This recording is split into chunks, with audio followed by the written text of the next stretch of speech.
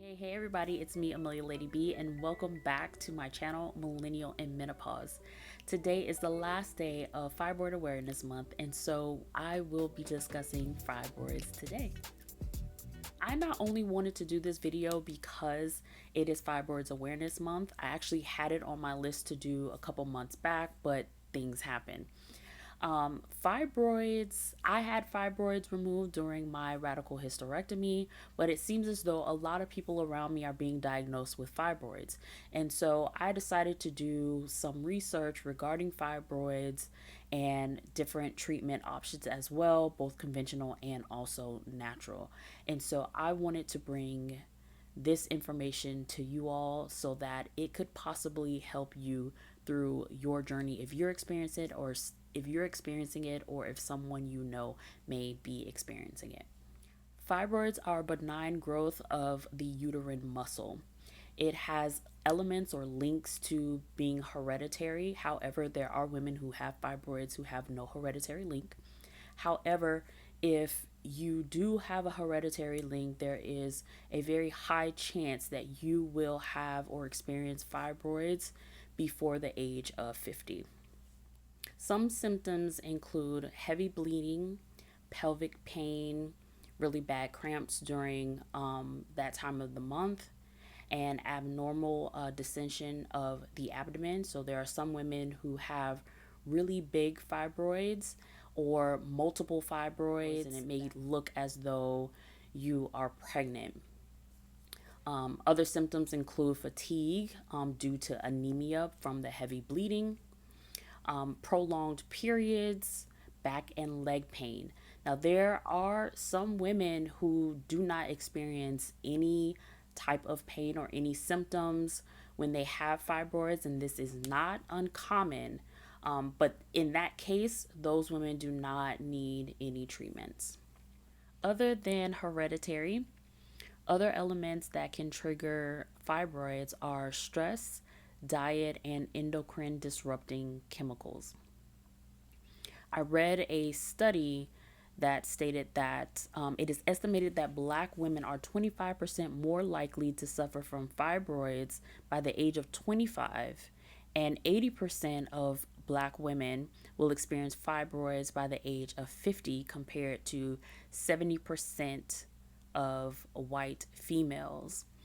And I want to kind of go back to the endocrine disrupting chemicals. Now, I believe it was last year where the research study that came out about chemical relaxers. Now, it's not just relaxers, but relaxers was one of the bigger culprits. I did a video regarding endocrine disruptors, and endocrine disruptors are chemicals that can be found in our everyday products that we use that affect our hormones and can cause an imbalance in our bodies. And so, relaxers and also other hair products that many Black women use, such as shampoos, the what do you call it? Like the hair lotions that we put in our hair, the mousses, not the mousses, but the foam that we use, even the edge control. So all of these things have certain types of chemicals that can alter our bodies and seep into our skin, and they can eventually cause harm to some, not all. Now, I know there are many women who have been natural for years, and all of a sudden, out of the blue, you're being diagnosed with something, whether it be ovarian cancer, fibroids, maybe even endometriosis, and different reproductive health issues. Please understand that even though you've been natural for so long, you've been chemically treating your hair for probably a longer period of time. So if you've been chemically treated from a child on up to maybe adulthood, then chances are those chemicals that have been in your body, you have not detoxed or done anything to it's already altered your body at this point, and so it causes those issues in your body. Another contributing factor is vitamin D deficiency. So black women, we have a tendency to be deficient in vitamin D. Now, if you're getting your sunlight, going into the sun, and you're actually taking your vitamin D supplements, then you may not fall in this category. But I know, as for myself, even recently, the past actually couple of years, I've been vitamin D deficient.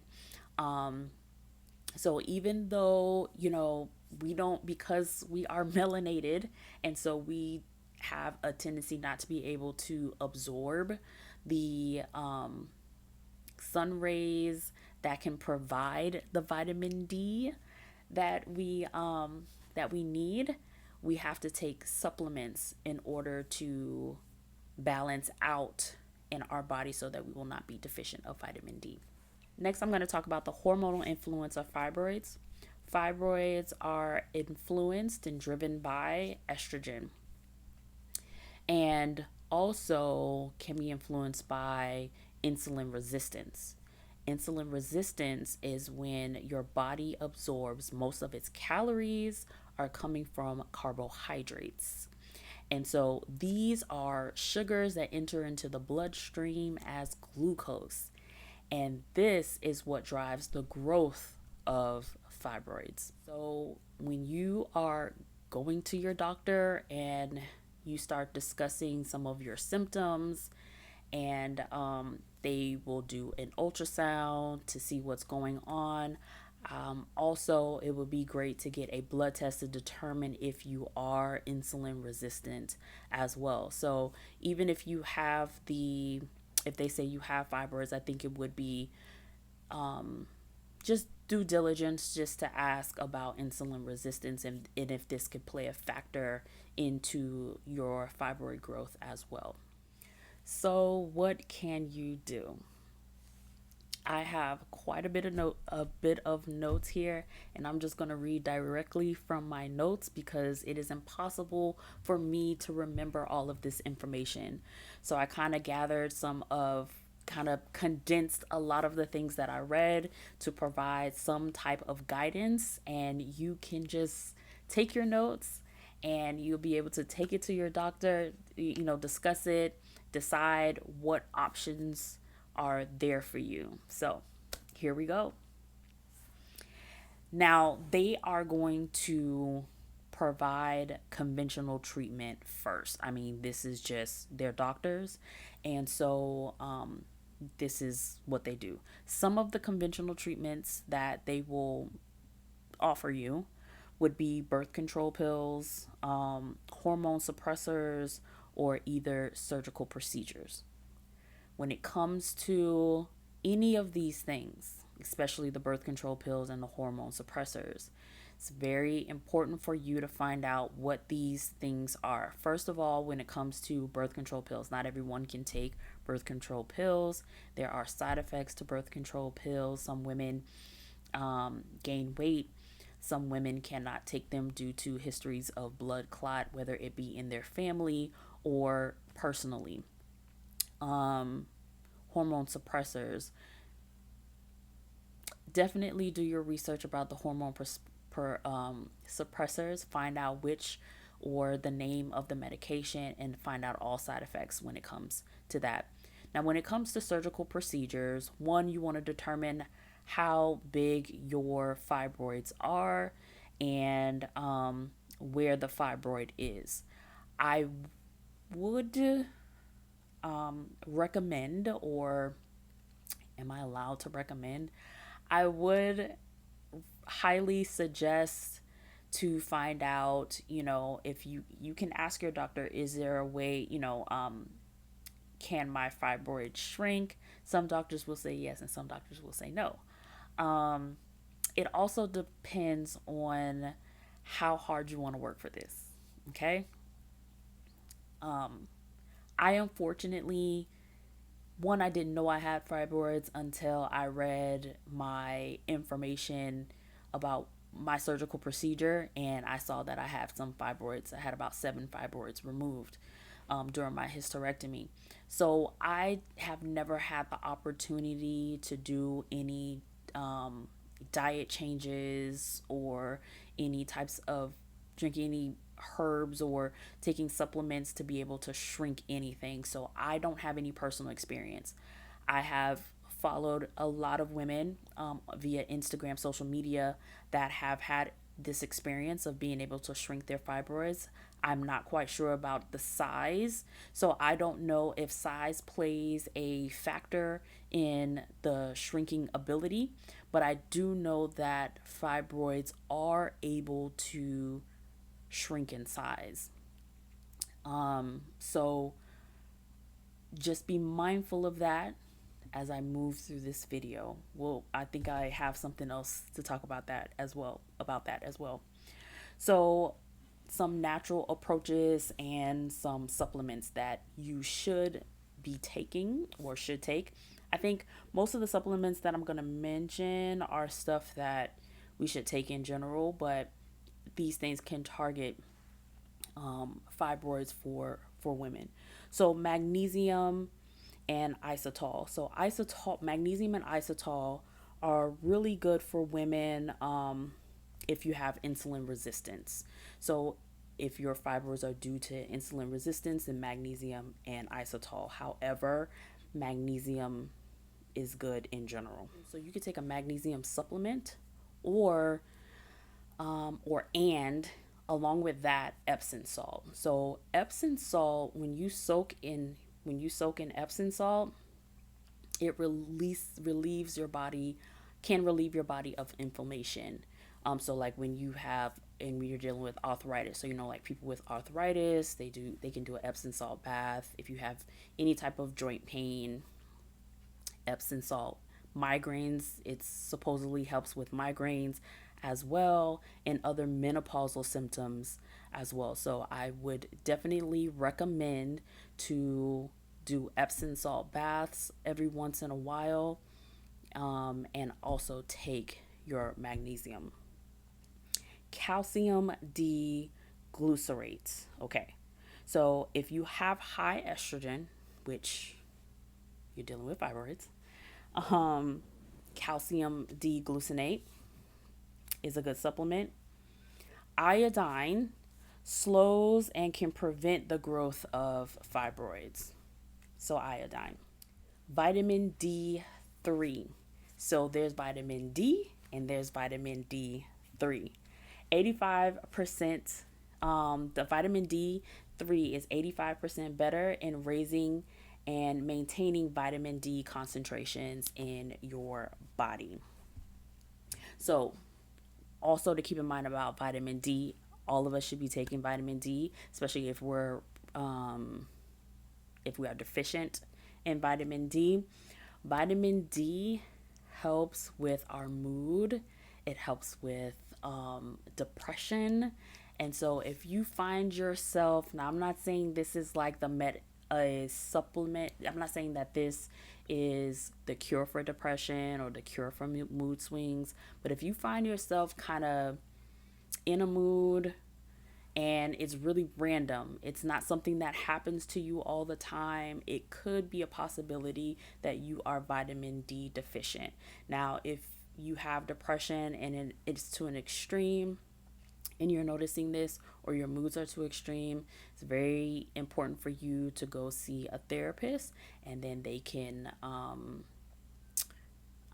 refer you to a psychiatrist to possibly receive medication for your depression and your mood.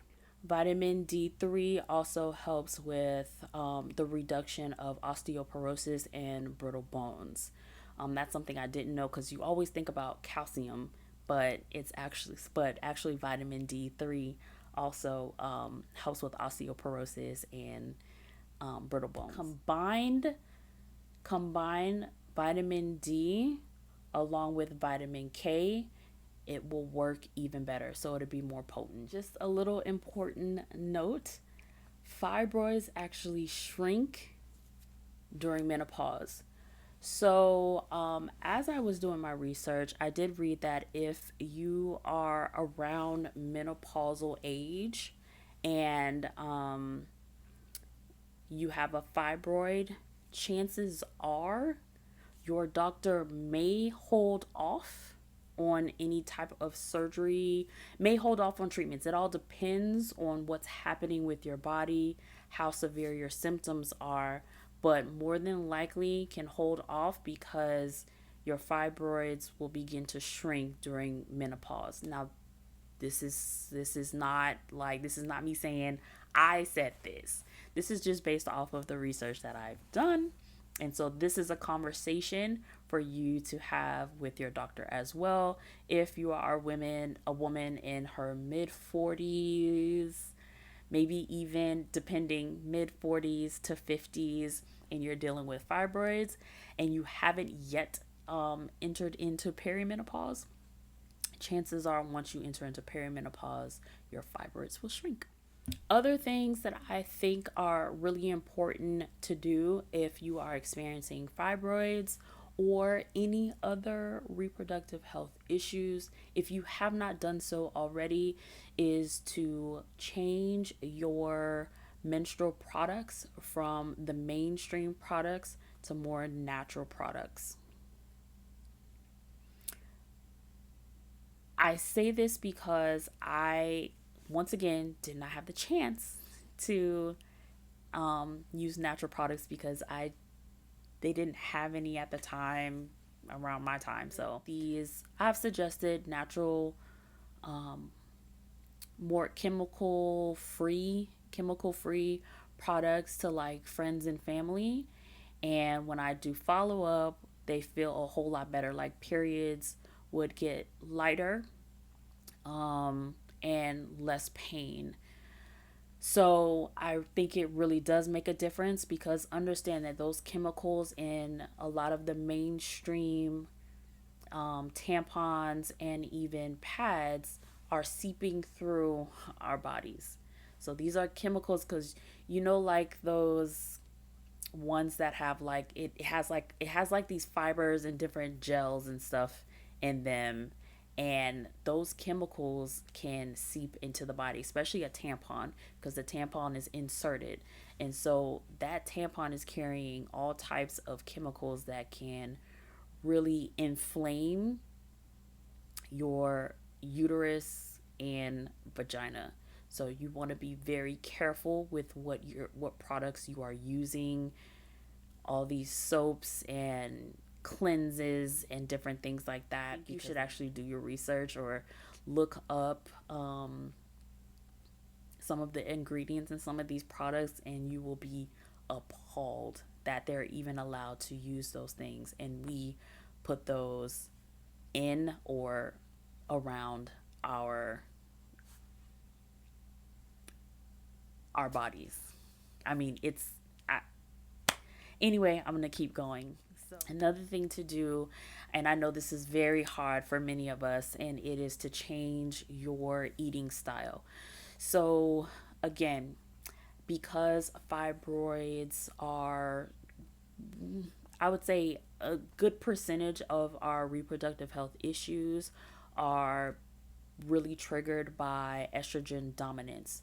And so much of our meats, especially chicken is can trigger estrogen dominance. It is very high in estrogen, and so either you need to switch to a chicken breast with no antibiotics and hormones, and you can switch to grass-fed beef.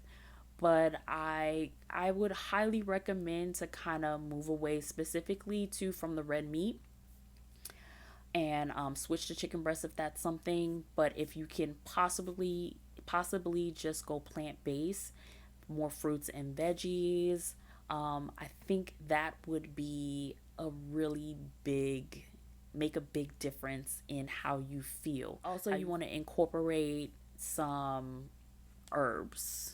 as well, or some herbs and different fruits and vegetables. Papaya is really good for, I've heard, really good for shrinking fibroids. Turmeric, turmeric helps to reduce inflammation in the body. Stay away from dairies. Crazy thing is, while I was reading an article, it said eat more dairy, which doesn't make sense to me. Doesn't make sense because dairy actually increases mucus in the body, which in turn causes inflammation. So some things you just kind of gotta be a little more careful and do even more extensive research on. But I guess that's what you have me for. If anything, drink more plant-based milks, if it's milk or anything that you like, almond milk, cashew milk, what other milk is there? Oat milk, things like that. Beets are really good for anemia and fatigue. I love beet juice. I do not like beets, but I love beet juice. So I would recommend beet juice. You can juice it yourself. Add cucumber, pineapple juice, ginger. You could do a carrot. Carrot makes it sweet, or either do half of a green apple along with a squeeze of lime or lemon. I'll put the recipe in the description. Burdock root tea, that is known to shrink fibroids. Red raspberry tea is reduces and normalizes menstrual flow. Sea moss gel with bladderwrack is known to lower estrogen dependent diseases. So there you have it. That's all I have. So I really hope that some of the information I provided helps you along your journey with fibroids, and also helps any of your friends or family around you. So please don't forget to like and share this video with the women around you, because 9 times out of 10, there is someone around you close to you who is dealing with fibroids, but you don't even know it. They have not said anything because some may feel a little bit embarrassed about their symptoms, especially when it comes to heavy bleeding. That is a very hard thing to deal with, because one is very scary, because you're yes, we have a menstrual cycle every month, but to be bleeding heavy like that can be very scary. It's a very uneasy time when you are diagnosed with any type of condition, but when you're diagnosed with fibroids, because you're dealing with pain, especially when you're dealing with the extended abdomen, you're not pregnant, but you have a belly, and you have people asking you questions. And so then it gets around to, what am I supposed to say? I know that this is a hard time for you. If you are dealing with fibroids, I know this is a hard time for you. I know it's almost like you have been trying so many different options. Maybe you've tried the birth control pills, and you tried the hormone suppressants and it did not work for you. I understand conventional medicine is very important. I really it's great to have doctors who have done the research and tried their best at providing medications, but that is what they do. And so there are, once again, holistic doctors out there as well. If you want second opinions from them, they are mostly not they don't take insurance. They're not covered by insurance, so it's out of pocket. That's a whole nother thing, and cost. But I would truly encourage you to follow others who are on Instagram, on social media, who are managing their fibroids, who have shrunk their fibroids. Ask questions, talk to your doctor, see if they can hold off on maybe a procedure or something for a while, so that you can take time to really devise a plan for your body. Pray about this situation. Pray before you make any move, okay? Pray before you make any move, and then decide what steps you're going to take to try to help shrink your fibroids, to just make it less weary on yourself. If things don't work out, then you can move on to other options. Again, I understand. I am there with you. I am praying for you.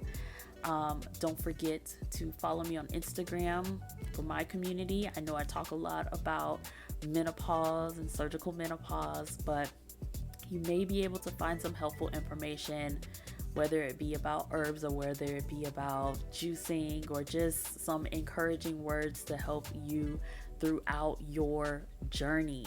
Join a community, please join a community. And if you need to, find a therapist if you don't have one, just so you're able to talk about your feelings and emotions. You are not alone in this journey. We do not want you to suffer in silence. Gone are the days of suffering in silence, because so many women have done so. So many women are still doing it, but we don't want you to suffer in silence anymore. We want you to surround yourself with people who can help you. So if you can't trust those around you, then you create your community, and your community can be found on social media, or you can find your therapist and be able to get the coping skills that you need and just the encouraging words that you need to get through this journey. So until next time, ladies, be blessed, bold, and beautiful. Bye.